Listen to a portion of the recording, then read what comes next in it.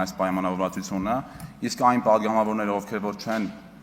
պահում կամ առնվազն այս պահին չեն ցանկանում պահել այդ պայմանավորվածությունը, կխնդրեմ խմբակցությունների ղեկավարներին հորդորել եւս մեկ անգամ կոչ անել առնվազն վերադառնալ զրոական կետի։ Մենք մի անգամ էլ պարոն Կարապետյան, Տիկին Գրիգորյան կսպասենք ձեր քննարկումներին։ Հիմա արդեն անցնեմ ելույթներին, որոնք որ տեղի են ունեցել վերջին օրերին եւ անդրադառնալ պետք է անպայման եւ կսկսեմ իհարկե իմ նախկին եւ արդեն ներկա գործընկեր Մեսրոպ Մանուկյանից, քանի որ Երևանի ավականիում միասին ենք աշխատել եւ այժմ միասին ենք աշխատում գրքին։ Պարոն Մեսրոպ Մանուկյան, դուք ասում եք եւ խոսում եք մանկապարտեզներից, դպրոցներից, բայց այս մարդկանց պետք է ասել, պարոն Մանուկյան, որ Երևանի ավականու քաղաքացիական պայմանագիր խմբակցությունը հիմնել էր քննիչ հանձնաժողով, որը քննում էր 90-ականներից մինչև 2018 թվականը օտարված մանկապարտեզների հարցը, ում օրոք է դա տեղի ունեցել, ինչ պայմաններում, եւ հրավեր է ուղարկել ընդդիմադիր խմբակցություններին, այդ ժամանակ դուք այնտեղ ընդդիմադիր խմբակցության անդամ եք, եւ դուք չեք եկել եւ չեք մասնակցել այդ քննարկումներին։ Դրա մասին պետք է այս մեր գործընկերները բոլորը իմանան եւ իհարկե մեր սիրելի քաղաքացիները, ինչի համար դուք չեք եկել մասնակցել այն քննարկումներին, որը առաջնային է եղել Հայաստանի Հանրապետության եւ Երևանի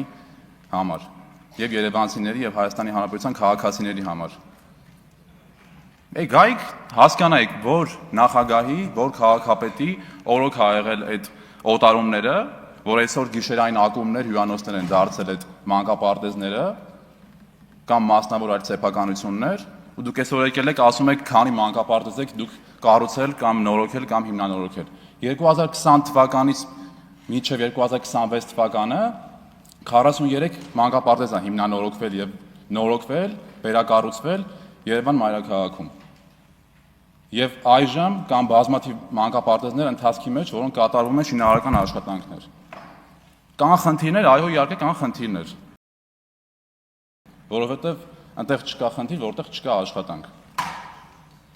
300 դպրոց 500 մանկապարտեզ կառուցող կառավարությունում չեն կարող չլինել խնդիրներ։ Եվ մենք հենց այդ կառավարությունն ենք։ Կամ ասենք խոսում եք ինչ-որ շինարարական տենդերներից,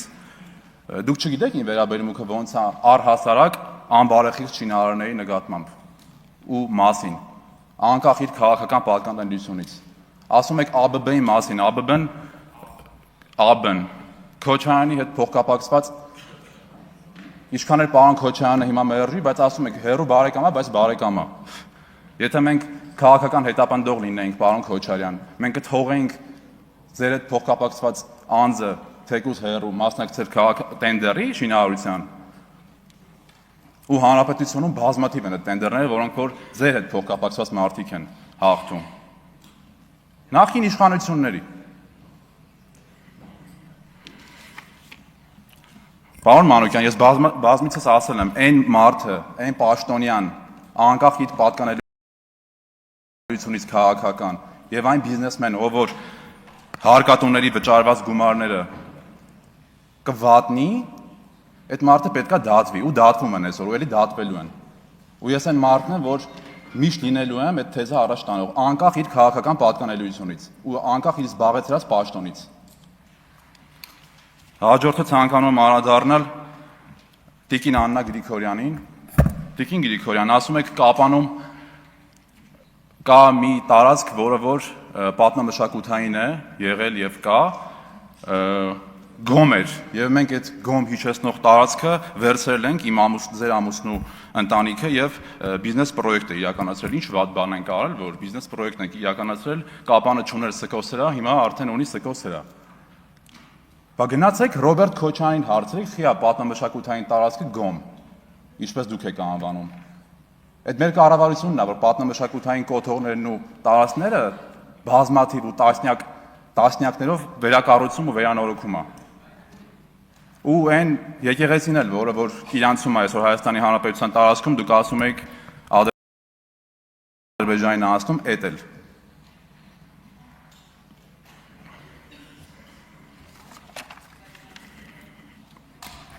Հիմա անդրադառնեմ պարոն Քոչարյան ձեզ, քանի որ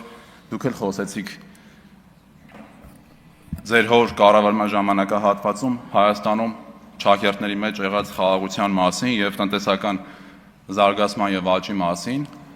ինչ խաղաղության մասին է խոսքը, պարոն Քոչարյան։ Այդ 10 տարվա ընթացքում դու գիտեք քանի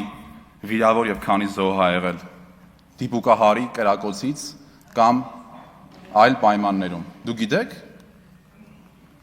խաղաղություն է, իսկ արդեն Հայաստանի Հանրապետությունում պետական սահմանին, այլ ոչ թե շփման գծին, ինչպես դուք եք սիրում ասել եւ ասում եք տասնամյակներ շարունակ, պետական սահմանին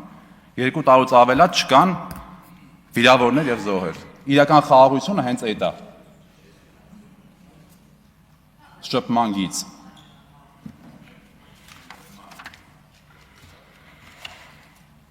Եվ ես իհարկե կանադառնամ պարոն Կարապետյան ձեզ։ Ես գիտեմ, որ դուք հայ առաքելական եկեղեցու հետևորդ եք,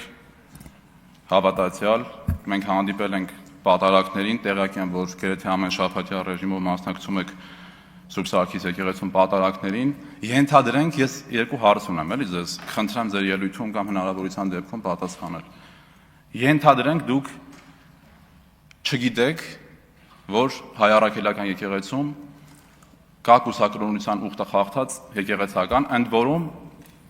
բարձր մակարդակի եկեղեցական, ինչպես կվերաբերվեք դրան, եթե դուք համոզվեք կամ եթե դուք ինքներդ ձեզ համոզեք։ Եվ մի շատ արդիական հարց եմ ուզում ես ձեզ տալ, որը որ վստահաբար առաջիկա 5 տարիներին քննարկվելու է Հայաստանի Հանրապետության ազգային ժողովում, ուր են 300,000 ադրբեջանցիները, պարոն Կարապետյան։ Ինձ բազմաթիվ քաղաքացիներ, մենք քարոզչություն ենք իրականացրել մոտ 1 ամիս Հայաստանի Հանրապետության տարբեր մարզերում, Երևան քաղաքում, Երևանի վարչական շրջաններում հարց են ուղղել, ես հիմա որ գամ ձեզ հարց տամ, ասան խնդրում ենք, մոտ Նարեկ Կարապետյանին հարցրեք, խիա մեզ սպառնացել, խիա մեզ ահ տվել, ուր են այդ 300,000 ադրբեջանցիները, երբ են, ինչ ա լինելու իրանց հետ, ով դրա պատասխանը ով ա տալու, պարոն Կարապետյան։ Մեր ժողովրդին վախեցնելու, մեր ժողովրդին ահ տալու պատասխանը ով ա տալու։ Ձայն կորզելու միջոցեր, թեզեր, այդ թեզը կոտրված է, որովհետև դուք անգամ այդ դեպքում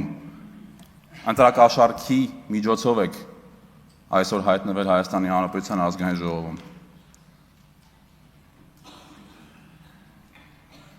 Բազմաթիվ են ապացույցներն ու հրապարակումները, բազմաթիվ։ Խնդրում եմ այս հարցերին կանադառնաք։